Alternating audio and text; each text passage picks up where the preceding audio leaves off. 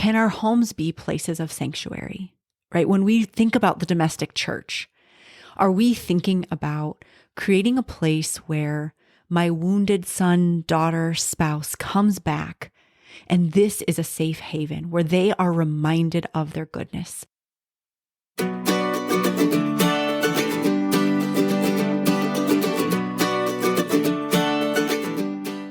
Welcome to This Whole Life, a podcast for all of us seeking sanity and sanctity, and a place to find joy and meaning through the integration of faith and mental health. I'm Pat Millay, a Catholic speaker, musician, and leader, and I'm here with my bride, Kenna, a licensed marriage and family therapist. This is the stuff she and I talk about all the time, doing dishes, in the car, on a date. We're excited to bring you this podcast for educational purposes. It's not therapy or a substitute for mental health care. So come on in, have a seat at our dining room table, and join the conversation with us. We are so glad you're here. Listen to me now. I'm not gonna stand here with my friends down and out. I'm not gonna run when... Welcome back to This Whole Life. It is another awesome episode that we are excited to share with you, listeners. Thank you so much for joining us again.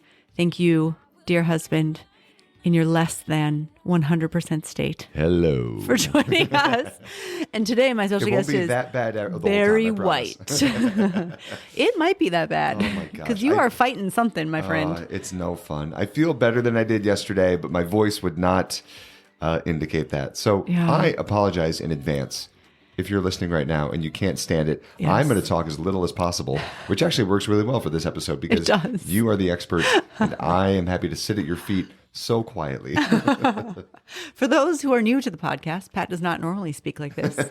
For longtime listeners, you know that Pat does not normally sound like this. So This is please come back correct. and visit us another time. Yes, indeed. But we're going to have really, really great stuff today for our relationships as we enter into this Easter season. So we did not want to delay recording this, even though some horrible malady has attacked your throat. So, Saint Blaise, pray for us. We can wait no longer. That's right. Yes. First of all, before we get to a game, just a huge, huge thank you to all of you who have supported This Whole Life in our Lenten kickoff support community. We have officially met our Lenten goal.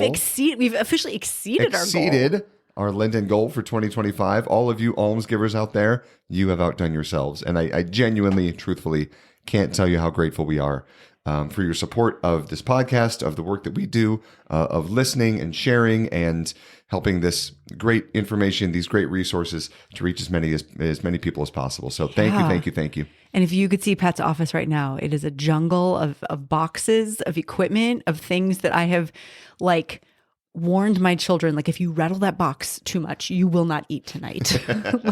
Just knowing that we have all this precious recording equipment that has come in thanks to your support.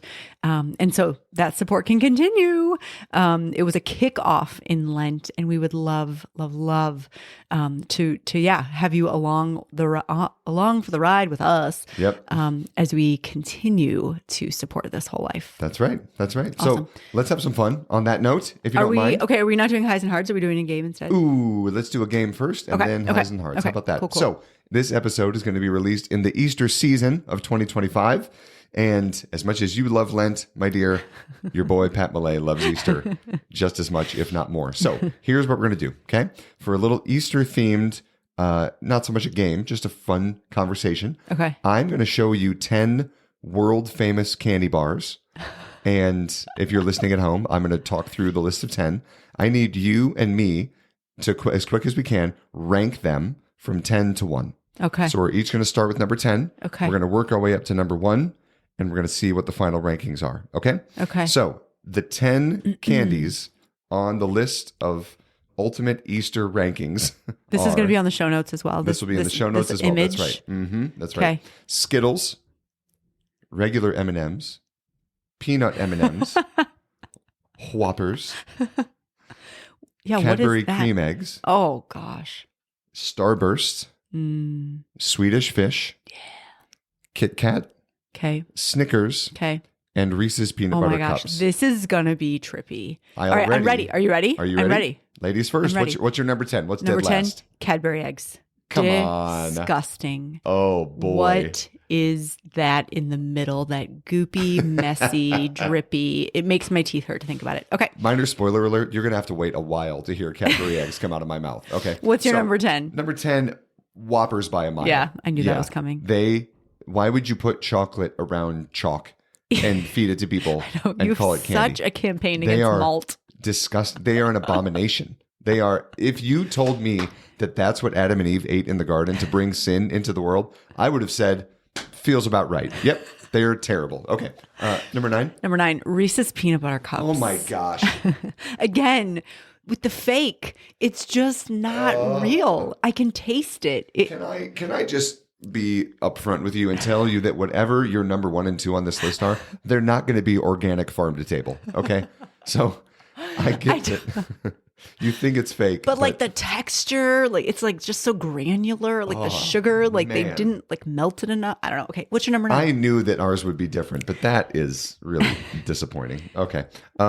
My number 9 is going to be Swedish fish. I know people love where them. you're wrong. I totally don't understand it. They're tough.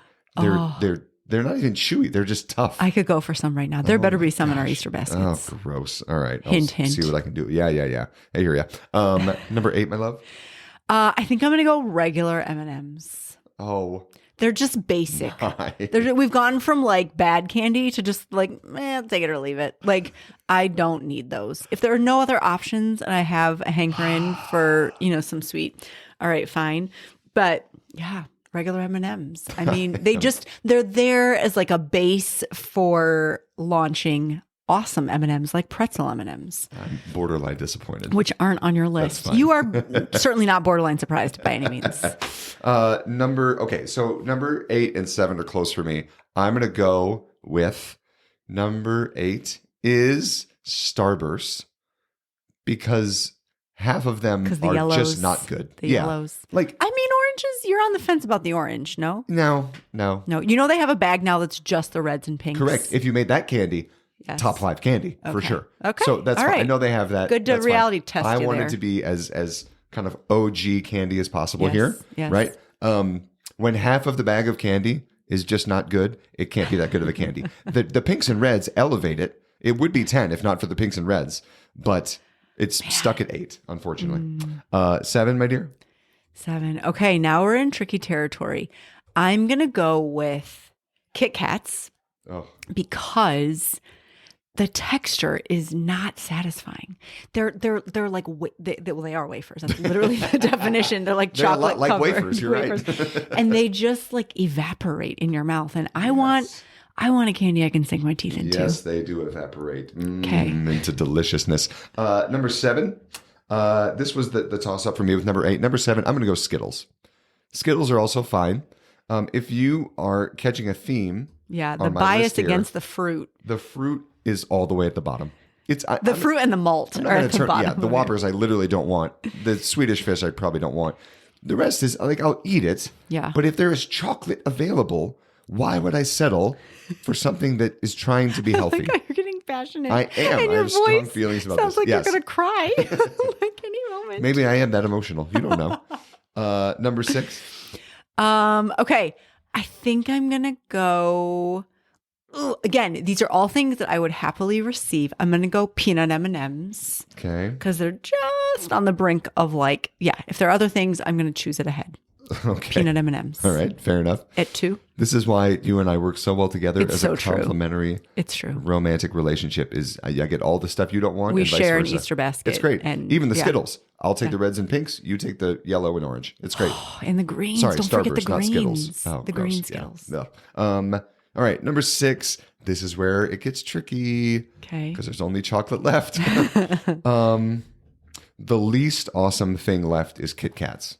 Yeah. They're great, but they But can't not really, beat apparently. the other 5. Yeah, it's just it's an unfair competition. They are captain of the JV squad. You know what I mean? They just can't quite crack the varsity roster.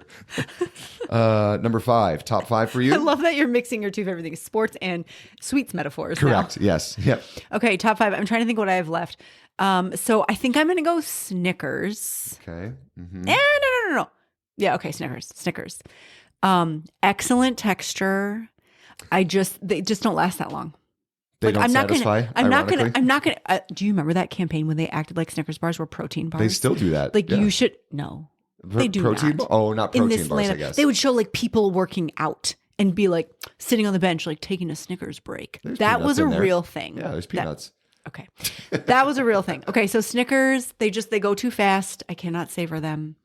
That's my only gripe with the Snickers. Otherwise, they've got all the elements. Maybe if the peanuts were a little saltier. Can I go with that? Oh, interesting. Okay. But otherwise, I'm good. Number 5 for you. I'm a little annoyed at myself because I didn't scan the list as well as I should have. I would have put Snickers at 6 and Kit Kat at 5. Yeah. Oh, that is surprising to me. So Snickers at 5. They're fine. They're a great classic candy bar, but it's just fine. Snickers ice cream better than the Snickers bar. By a mile. Okay. Like the See, I don't frozen agree Snickers with that. bars. Yeah. See, again, too fast, too By quick. a mile. Nope, can't say right. Oh my gosh. I would have one Snickers ice cream bar over 10 regular Snickers bars if you offered me those two options. I'm stunned. It's so good. Okay. Man. All right. Number 4? Number 4. Have I said peanut M&Ms yet? You have, yes, said peanut M&Ms and regular M&Ms. Okay. In heretical territory. Oh, okay. So then Whoppers. Ugh. I will say for whatever reason, I don't think of Whoppers except at Easter. And I think it's those like robin's egg, like that candy. Yes. And it used to come, or I think it still does come, in that little like paper milk jug looking thing, little milk carton looking thing.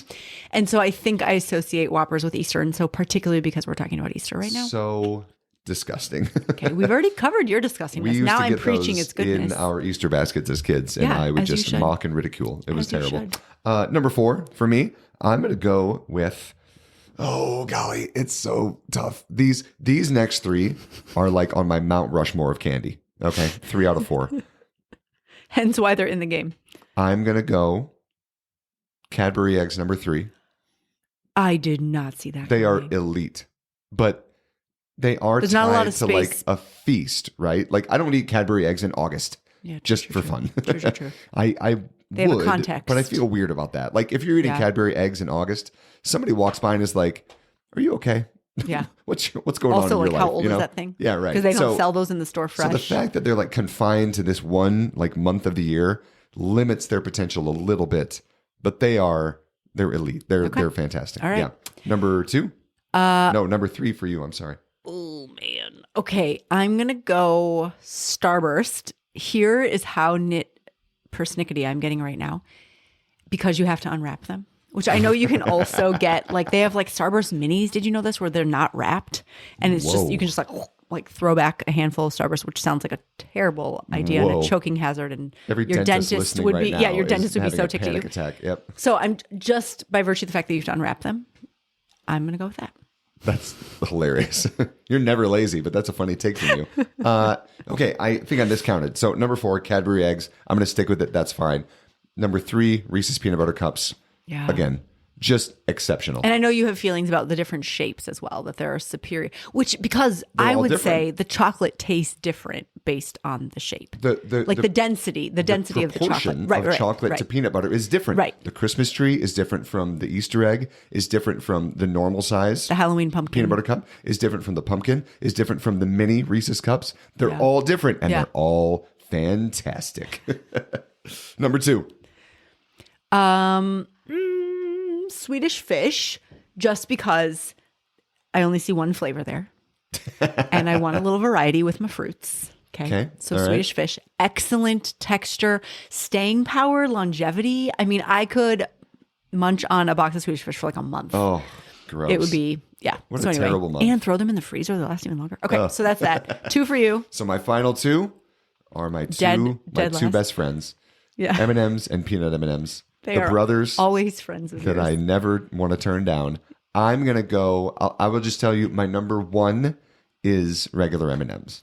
That is such a switch lately. It really is. And the peanut M&Ms are right there. It's 1 and 1A. It used to be peanut M&Ms. But it's just that slight little edge goes to at regular M&Ms. No. They are always good. They're never, I'm never not in the mood for regular M&Ms on ice cream, in a handful, in a trail mix. That on a car trip on a car trip, at just a sporting event. Oh, the Yes. greatest candy ever made. Yes. Easy to share also. Your So grand number finale? one leaves me with Skittles. Skittles. Taste the rainbow. Seriously? All of you. Number Enjoy one. that. Also, what's really funny is we like never have them. Maybe Right. that's why they're my number one. I'm shocked like by you we right have now. we regularly have M&Ms in the house. Certainly in the holidays we have like the Reese's family, Whoppers. Yeah, we never have Skittles. We are going to have to solve that this Easter season. Man. I don't know, movie night with like, if you think about like buttery, salty popcorn and then Skittles And mixed M&Ms, in. yes. No, Skittles mixed in. I have a little bit of beef that you have nothing of the coconut variety on here. No like Almond Joy, Ooh. Mounds bars. Like that would have put chocolate back in my top Seriously? three. Would Yeah, that be your honorable mention? Like if you could add anything, Yeah. you would add Yeah. Almond Joy, Mounds, definitely. something like that? Let's go Okay. Almond Joy, not Mounds. Almond Joy. Again, I Almond want Joy. the texture. I want the texture. The Mounds isn't enough. Your honorable mention is what? The coconut is really good. I would go with, gosh, I can't even think. You know what candy bar I really like, and I get that it's really not good. There's nothing to it. Three Musketeers. Oh, I They're do like really the Three good. Musketeers. Also frozen. Yes, Also frozen as frozen. well. Yeah, Mhm, yeah. mhm. Dang. Okay. Well, that was fun. Happy Easter, my love. Now I'm so hungry. Even if you're listening in December, happy Easter. It's all good. Go get yourself so a Cadbury egg. Yeah. If they're listening in December, they just fast forwarded through all that. Boy, But that's do I okay. have some positive sentiments right now. I'll tell you that. All right. Should we do highs and hards? Yes, please. Let's All right, go. I'll go Yep, first. You go. So my one sentence hard has been feeling really exhausted lately for seemingly no obvious reasons. Okay. Pregnant? One, that is Just kidding. really funny to throw at me on air. Okay. That's more than a sentence. We'll cut that out. That's fine. Blooper territory there. My one sentence high is April is a time of birthdays, and I love just reflecting on our kids' lives and how much I delight in them and how good God is for giving them to us. So there is your run-on sentence a la St. Paul. Very good. Nice. Yeah. If you could say it in Greek next time, I'd really appreciate it. My And you? hard is that I am sick, and I don't like being sick because it's uncomfortable. It's uncomfortable for you to listen to right now. It's uncomfortable for you, my bride, to have to pick up some of the slack when I am in bed by 8 o'clock at night, and I don't like it. My high is that, let's go with this. I recently, maybe a few weeks ago, finished a book that our daughter has read numerous times already, and I think you should read and you would love someday. It's a book called A Gentleman in Moscow, and it is such a delightful little book. It is fictional. It's set in post-Bolshevik Revolution Russia, and it is so sweet and smart and clever and emotional and not violent or stressful. It's like right up your alley. It's such a good book. It's great. Highly recommend. Let's put that in the show notes. Yes, that was indeed. like 18 sentences, by the way. That was not. That was one sentence with a lot of commas. Okay, so now, my beautiful bride, in this Easter release date, let's get positive, okay? We are going to talk today about positive sentiment override. And if you're listening and thinking to yourself, what in the name of sweet Peter is that? You are in good company, because that is therapist talk. And I would like to invite you, our therapist friend, to explain what in the world that is and what we're talking about and why it matters. Okay, so positive sentiment override is a phrase coined by Dr. John Gottman, who we regularly glean from his research, from his longitudinal research, and from his writing from his practice in his therapy along with his wife, Dr. Julie Gottman. In essence, positive sentiment override is having a mindset of holding the other in a positive light. It's living in a space of giving the other the benefit of the doubt and assuming the best in them, right? So it's not just a singular instance, but it's really having your feet firmly planted in this territory of, I am going to assume the best in you. I'm going to look for the best in you as things come up. So when I'm talking about it with clients, and it's, certainly I'm doing this with my couples. I'm teaching couples. I'm teaching parents of teens and parents of kids. It's amazing. And we can do this too, how we attribute negative negative sentiment override. It's counterpart to like a 2-year-old. Like, I know he's just being manipulative. I know he's just crying in his crib because he's being manipulative. Like, do we realize that we have control over the story that we hold and that it colors everything going forward? It's not just that moment that you're talking about. You are building up a story for yourself. What is that story? That's what this episode is about today. Really being honest, getting real about the impact that the story we hold has, not just for the space between us and the people we love and the people we interact with, but also for our own mental health. There is so much research out there that says, and I don't want to get like too like woo woo about, living in a land of semantics or what have you, but like it is real that what we carry in terms of stress or what we carry in terms of a hypervigilance of like looking out for the next person that's, going to screw us over or something along those lines, like that weighs on us. That creates a sense of anxious or depressed mood and tone inside of us that has an effect on us, that hurts us personally. And so it behooves us to be invested in considering, what is my sentiment override? Is it positive? Is it negative? How can I be more steady and stable in this positive light? So that lens through which we look at others, that we view our situations, like that's what we're talking about today. Nice. And yeah, I'm imagining, I know for a fact that at the beginning of a relationship, positive sentiment override is automatic and easy. It's great. Everything is wonderful. If you are 5 minutes late for a date, it's the cutest thing ever. I'm worried about you, right? I'm like, oh my gosh, you're okay? Oh, I'm so glad to see you. What you're must here. Have happened? Yes. Oh, my dear. Oh, yes. All I cared about was your safety. Right. And then now, zoom ahead for us, 17, 18, whatever, going on 19 years later, right. We're like, could have texted. 10 years into a marriage. Would have appreciated a little heads up. Would have taken my own time crossing the street. Oh, did you run into unsuspected traffic at 5:30 in the afternoon? Yeah, did that catch you off guard? Really? Oh, what a shame.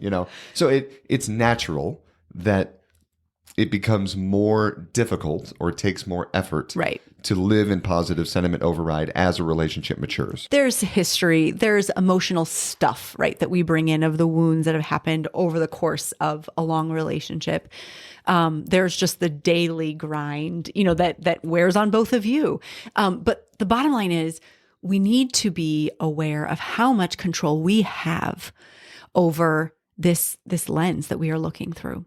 That saying, like, when you're a hammer, everything looks like a nail. When you are looking to be disappointed by your spouse, by your kid, by your boss, by your colleague, by your parent, by your sibling, when you are looking for them to have selfish intent or, to be unconcerned with your well-being, you'll find it. You'll find it because you are in relationship with humans who are fallible, who are sinful, who do make mistakes, who do get worn out, who are not, superheroes, Energizer bunnies, as you are demonstrating for us, Pat, in your vulnerability. Like, stuff happens. And can we let that roll off our backs? Can we let that be a small thing? Can we let it be bite size? Or is the lens that we're looking through going to magnify that and make it bigger? Mm-hmm.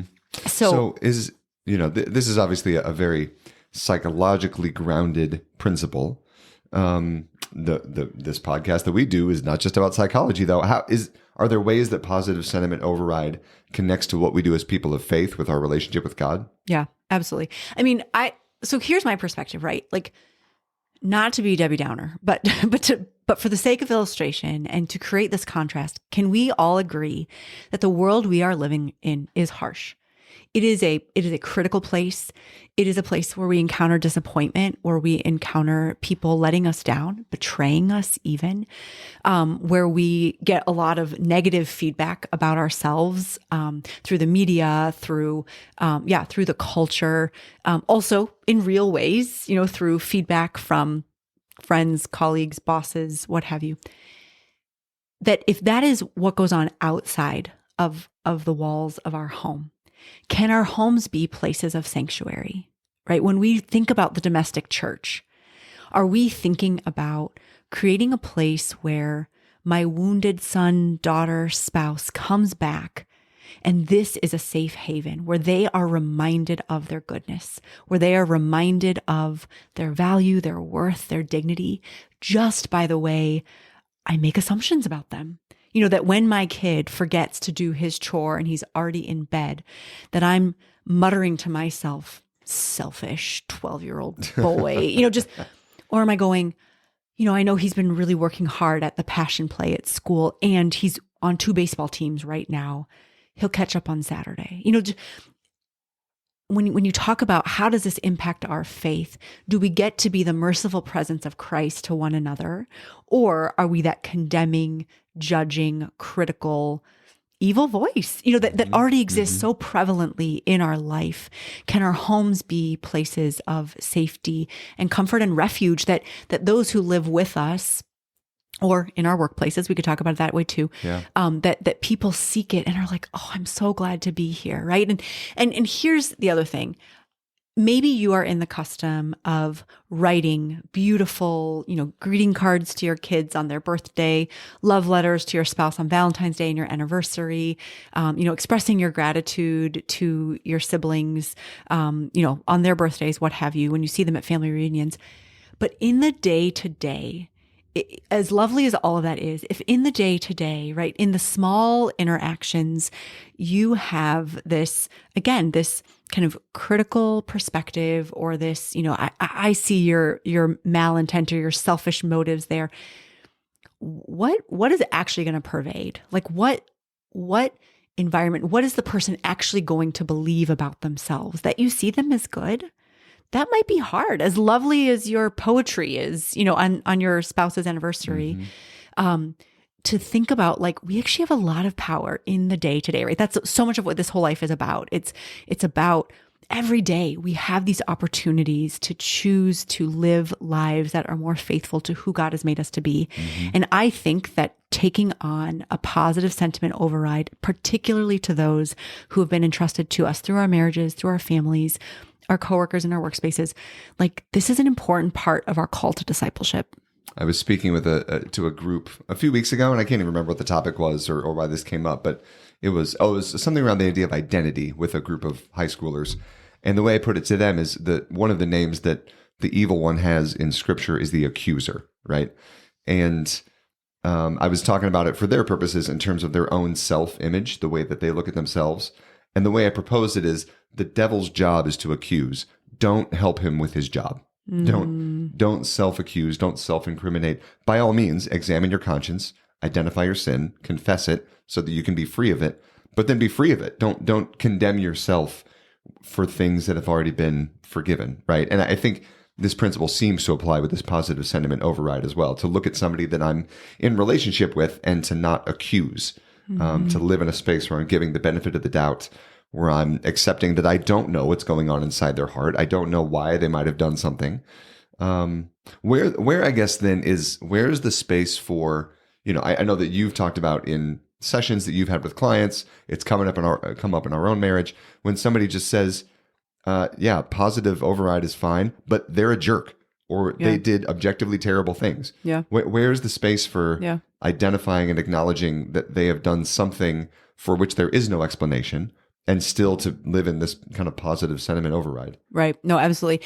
And I think I'm going to harken back to, and I don't totally remember it right this moment, we'll put it in the show notes, but our episode on process versus content, because this again fits in that same bucket of, yes, if you have a grief, if you have a gripe, if you have a request for change, if something has objectively, yesterday, for example, a ball got dropped between something I asked you to do and to help our kids do, and it didn't get done according to the way that I was asking. There's a difference between me being like, oh man, that's tough. That's going to make this next task a little more difficult for us. That is different than going, yeah, because you don't care what I have to say. He always like you does don't, that. right? You don't care what I have to say, right? And this is where you can see John Gottman has come up with these habits of successful marriages because they connect with each other, right? You can hear the horsemen are starting to come in, which we have episodes on each of the 4 horsemen. But to your point, Pat, there's a distinction between, absolutely, I get to still make my requests, ask for something to be brought to my spouse's attention or my child's attention of like, hey, buddy, when you went to bed last night and didn't get the dishes done, that really put us in a lurch this morning. But you can already hear the difference of my tone if I'm even coming from that correction from a place of positive sentiment override, right? There is no contempt. There is no sense of criticism, of tearing him down, of making these general sweeping statements and absolutes. It's actually coming from this place of like, hey man, I know that you are good. I know that your heart is in the right place. I know you desire to help our family. You're not trying to weasel your way out of your chores because you're selfish. I get that last night was kind of a crazy night. We were celebrating your sister's birthday and things got a little out of sorts and the routine got upset. But today when you get home from school, I'm going to need you to do that because the sink is getting backlogged and I got to cook dinner. So is that helpful to make that distinction of that process and content? Yeah, absolutely. Yeah, that process and content is super helpful. And I know that you've talked in vague terms about helping folks in couples therapy before and in our marriage as well. The principle that if two people who are in a relationship, whatever that relationship is, if they want to find things about the other person that are flawed or that they're doing wrong, you will always be able to find things. Always. So someone in a marriage, in a brother-sister relationship, good friends, if you're looking for ammunition, just look around. We're all messed up and we're all broken. So you will find all the ammo you need to fling at somebody. So at what point do you and I, as mature human beings, get to take a right-hand turn and say, all right, the ammunition is there. These things have really frustrated me. But now what? What do I want to do with that? How can I get this relationship in a healthier direction? And here's the thing is that it's contagious. That yes, it is true. You may be the one in the system, right, in the relationship who takes that right-hand turn and really makes a concerted effort to start seeing it as positive sentiment override, or seeing it through that lens of positivity and giving the benefit of the doubt. But I would put cold, hard American dollars on the fact that the other in the system or the others in the system will follow suit because we are drawn to that. We want that. That feels good.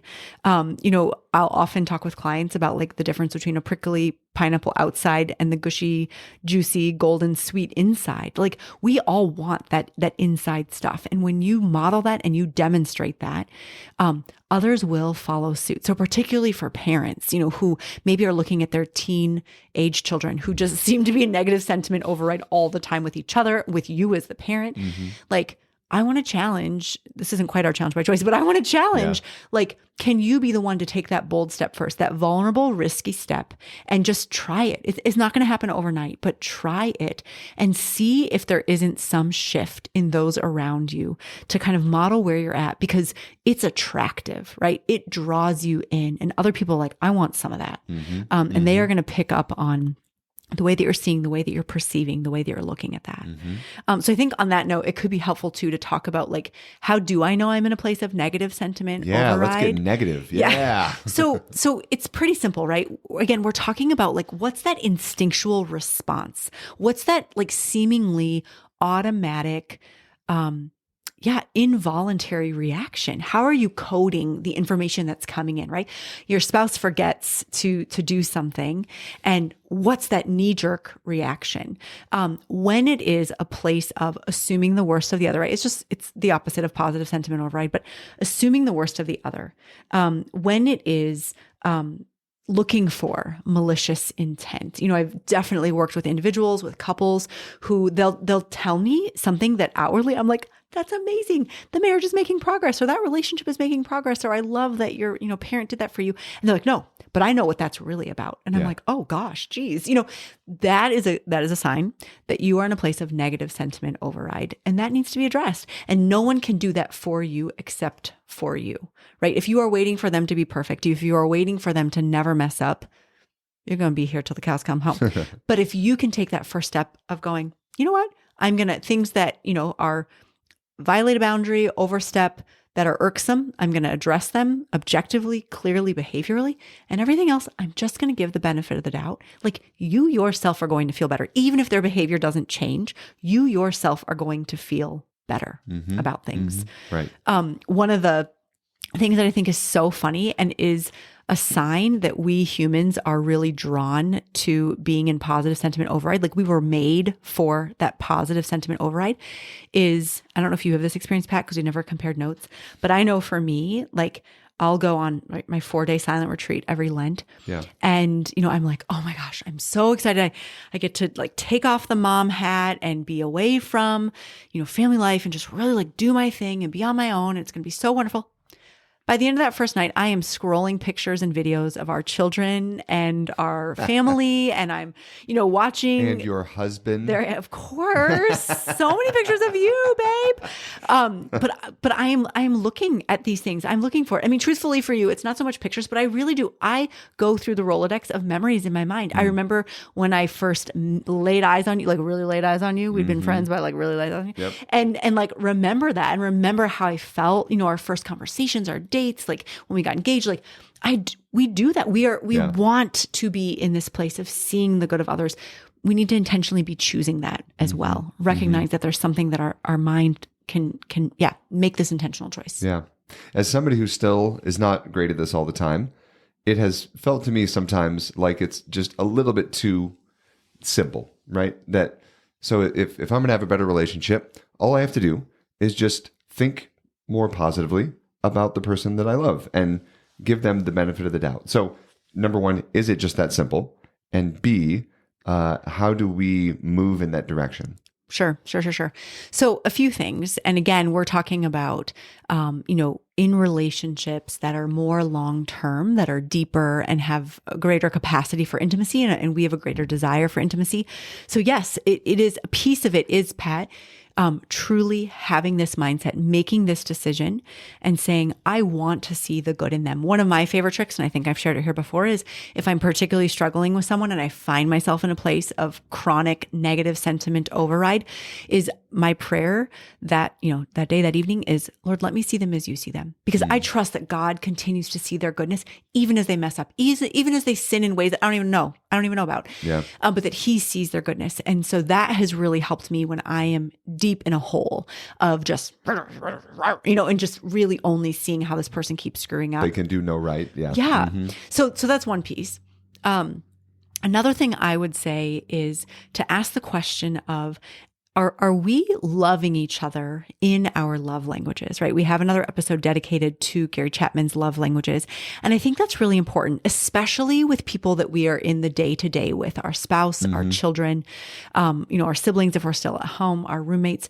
Are we loving each other in that way? Are we filling up the tank? Are we making deposits into the account? I have so many metaphors for this. Yeah. Are we putting those deposits in? Because yes, stuff is going to happen that there are withdrawals, right?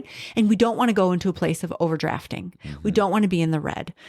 So are we actively working on that together? And again, with a child, with a spouse, we want to have those intentional conversations like, hey, babe, we haven't gone on a date night in a while, or we haven't gone on a walk around the block and gotten that quality time in that I know is so important to you.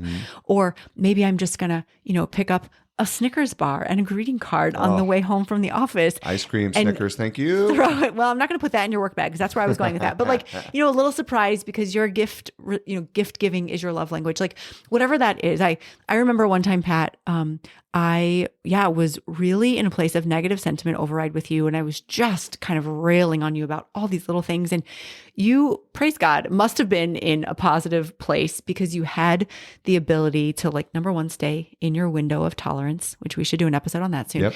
But stay in your window of tolerance, right? Stay in your best true self. And you just said to me, hey, do you think it's possible, Kenna, that I haven't been loving you through your love languages, right? Like I haven't been loving you in a way that you can comprehend, register, interpret because wow, you really have a lot of upset feelings toward me. Like husband of the year award that you could like have that, right? Like anyone else would have been like, I'll fight fire with fire. You want to tally all the ways that I've screwed up? I'll throw it right back at you, lady. Because that's true, that exists. I'm not perfect either. And I make lots of mistakes too. So I would say love languages would be another way of like helping yourself get into this place of positive sentiment override. And then the final one that is, usually why people end up in my office, is because there are really big hurts. There are really big resentments. And actually what's holding you in this place of negative sentiment override is that wound keeps getting pricked. That raw spot keeps getting pressed on. That wound never gets to heal. It never gets to scab over and scar. And it just remains this, open, sensitivity, Painful. to to getting brushed up against by you. And so with that, I would say, if you're noticing like, wow, I'm really having trouble even imagining being in a place of positive sentiment override. Like I really do just think that my spouse or my kid is just so self-interested, is just, could give two toots about me. You may need to do some deeper healing work, and you may need some support around that. If the relationship isn't able to have a conversation, if the other isn't able to receive you in being able to go, you know what, my bad. It's on me for holding on to this for so long, this resentment that has been festering and building up and is like gangrenous at this point. Yeah. There's an image. But I need to come out with this because I see it's really holding me back from seeing your goodness and seeing your dignity and seeing your worth. Yeah. I got to own this so that we can solve this together and like digest this between us together. Yeah. No, that's been really true in my life for sure. In just coming to terms with the ways that when someone does something and my response to it is disproportionate, that's a pretty good sign to me that I'm in this negative sentiment space. When somebody, this is never me because I don't typically go to bed before you. But if the spouse goes to bed before me and night after night, I have this like abandonment feeling that comes up, right? Well, I guess they just don't want to spend time with me. I thought we were going to be in a loving marriage, but I guess this is just my life now is I'm alone, well, maybe that person goes to work 3 hours before you. And either way, it requires and deserves a really good conversation to talk through not just the content, but the feelings and the process of what's happening. But that's a really good indication to me too, that I need to do some work in not just communicating it to the other person, but really looking into why that is such a disproportionate response internally for me too. Well, and I appreciate where you're pointing at, Pat, because you're saying like, hey, might it be an issue with the eyes that are looking through the lens? Might there be something I need to be accountable for and take responsibility for? And so that brings to mind this idea of, we call it personalizing, right? But taking things personally. So your spouse goes to bed before you and you make it about you, right? That's the basic definition of personalizing, is taking some objective reality and twisting it and turning it and being like, oh, that must be because I am this, whether it's I am this in their eyes, or whether I am really this, like I am really unworthy of their time, or they're such a jerk, they don't even want to spend time with me, right? Yeah. So number one is, do you find that happening in more areas than just a relationship? That could be an indication that there's something for you to seek healing and repair and some consideration of like, how can I think differently? How can I look at this differently? That's maladaptive for me. That's not serving me and getting me where I want to be. The other piece that goes along with that is, especially if this is, what's the thing, like, if there's critical feedback from one person, like you let it simmer, 2 people, you start to ponder, 3, you take it seriously. Like this idea that if this negative sentiment override is kind of like, this is the way I look at everybody, the finger gets pointed not so much at them, but at yourself, right? Of like, what's going on in me that I am having trouble believing in people's goodness, in their good intent, that I am having trouble giving space, that there can't be a margin of error, in relationships, in the way we communicate with each other. How might I be implicated as like part of the problem here, that it's not just on them to figure this out? So those would be a few things. Okay. So, we've covered what is positive sentiment override. How can I cultivate that? What is negative sentiment override? What might be some action steps if I notice myself sliding into that territory to get back out of it? And I think like anything, especially when we're, we call this psychoeducation, when we're teaching a skill, it can be helpful to apply it to very real life, concrete things. So if you are feeling up for it, my love, I would love to, let's turn the tables and I'll play I know I don't sound up for anything, but I'm up for this. Let's go. Okay. Yeah. So I'm going to give you a situation, right? I'm going to give you a situation and I'm going to ask you to give us a response through the lens of negative sentiment override and a response through positive sentiment override. We're going to really look at the fact that the same objective, concrete data, instance, experience, happening can really be interpreted different ways. And just what a difference that makes. Okay. Great. Okay. So you come home from work while your spouse, that would be me, is putting the children to bed upstairs, and the living spaces are a disaster. What is a negative sentiment override response? What is the story inside your head coming through that negative lens? Yep. So the story in my head, if I was in a negative override place, would be, what in the world has she been doing all day? I mean, all she had to do was feed and deal with 7 children and get them all to bed on time. Come on. How lazy could you possibly be? I mean, if the house looks like this, she was probably just scrolling on her phone. She always does that, that it just, and then I would have 2 options. I could go upstairs and just like silently, resentfully help with the bedtime process, or I could, with a good healthy dose of a martyr complex, just start cleaning up the living room, but not joyfully, right? Not because, hopefully with a lot of huffing and puffing. Correct, right? Not monosyllabic muttering. Not as a sacrificial gift, but as like, I have to do everything now and blah, blah, blah. Gotcha. So negative. Okay. Positive sentiment override would be to look at that situation and be like, oh my gosh, it must have been a really hard afternoon. Yeah. And she's not lazy. She does not just waste her time and ignore our children and the living space while she scrolls on her phone. She's not the kind of person who just doesn't make dinner for children and goes and takes a nap instead. Like, it must have been a really crazy day. I'm wondering, I should go check in with her and see how I can jump right in and help kind of alleviate some of the craziness of the day. I would also say, let's go positive 2.0. Yeah. Would be something like, you walk in, you see it, and you go, oh man, I know what it's like to solo parent. Sure. I know what it's like to only be able to attend. I've had days like this. Yep. Dealing with the humans and all the stuff. You kind of go, I'll deal with that when they are tucked into their beds. Yes, and fast that's asleep. right. Yep. Okay. Second scenario. Because the toys on the ground are not screaming at me. So right. First things first. Don't need to be fed, bathed.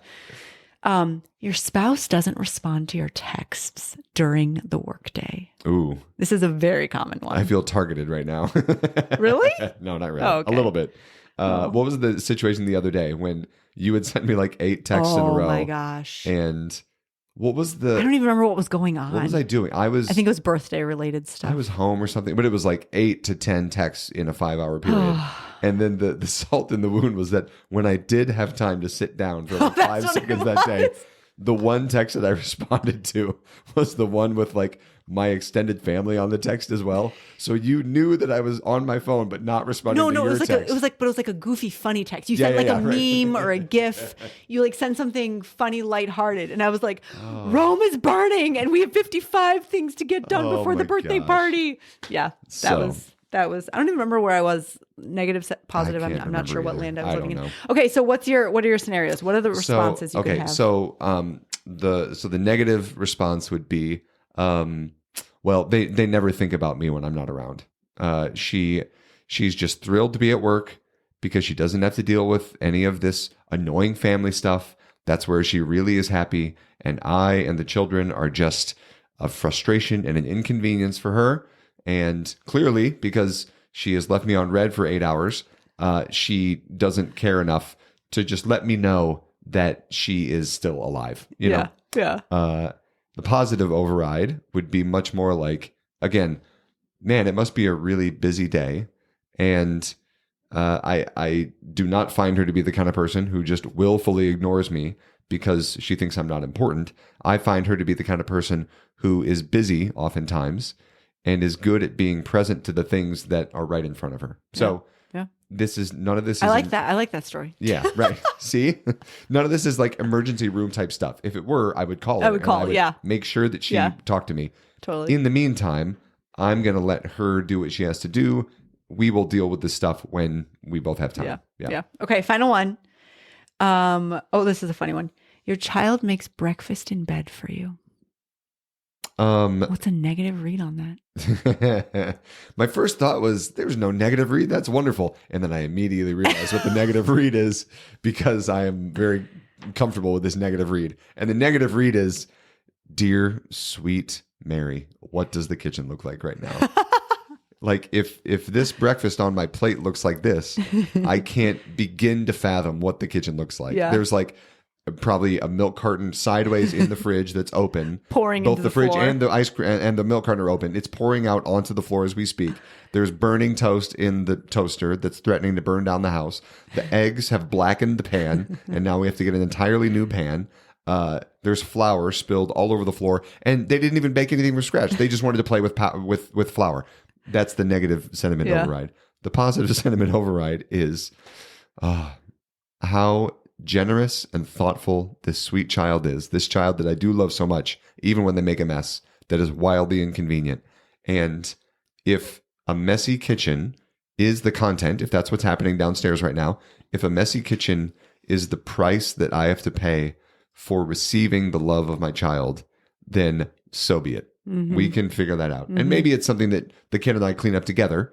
Maybe it's not just my job that I have to do all by myself, but that is a minor inconvenience in comparison with the kind of relationship that I want with my child in the first place. Yeah. I love that. I love that you haven't denied yourself the reality that like there's a piece of this that's inconvenient. Yeah. Right. But it doesn't stop you, doesn't prevent you from being able to like squeeze the goodness out of That specific example is a very intense do as I say, not as I do one, by the way, because of all those three examples, that's the one that good old Pat Millay struggles with pretty frequently, is wondering why the children make such a mess of our house so often. so quickly. Yeah, that's great.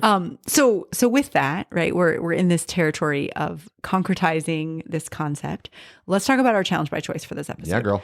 So if you are listening to this and you are doing a little self-assessment and finding like, hey, I'm in a really good spot. Like I am in the habit of helping myself move out of that, negative place, kind of reading things through Eeyore glasses, let's say, and getting back to seeing the goodness, seeing the worth, seeing the value of just a good intention, right? It's the thought that counts kind of place. Then congratulations, ding, ding, ding. You can pass go, collect $200 and just keep going on. If any of this is like a little bit incriminating and you are finding, like I am, that there might be certain relationships or certain just perspectives and attitudes that you hold toward all of your relationships, welcome.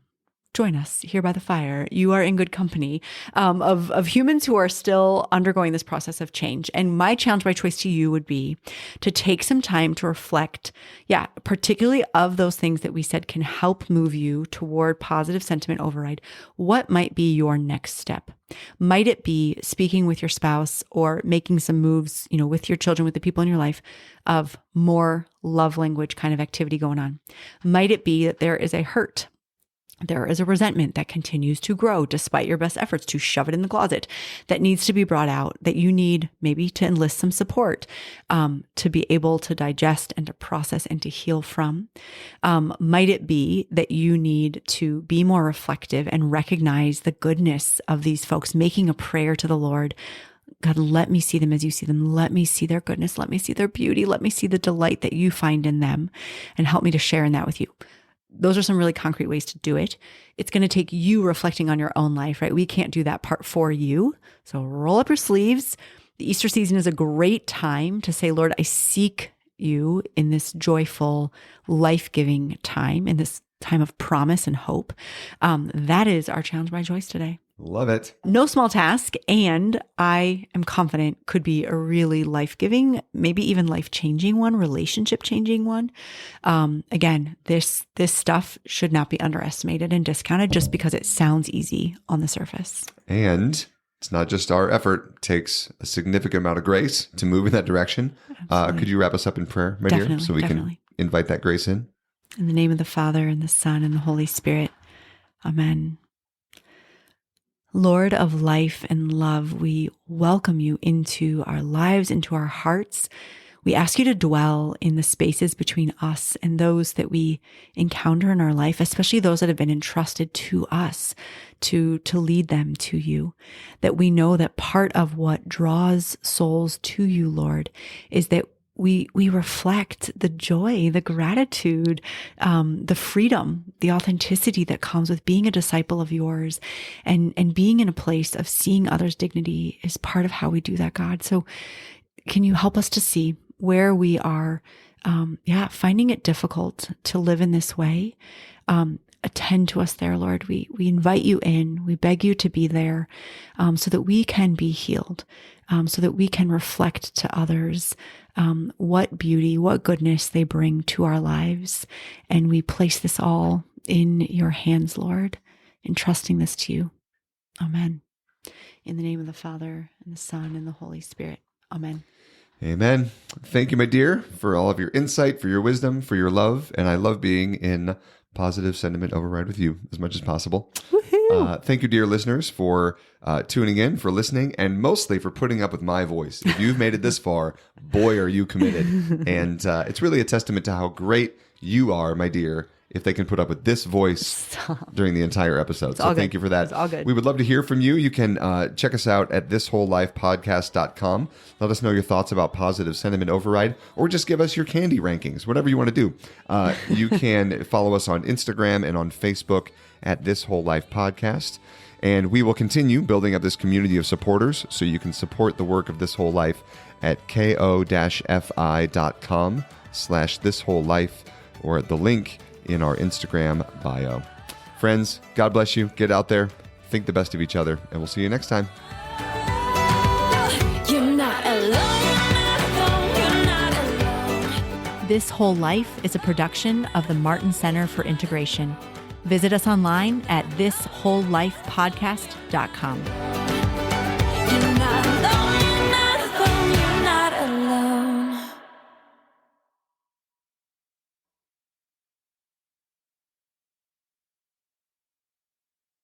All right.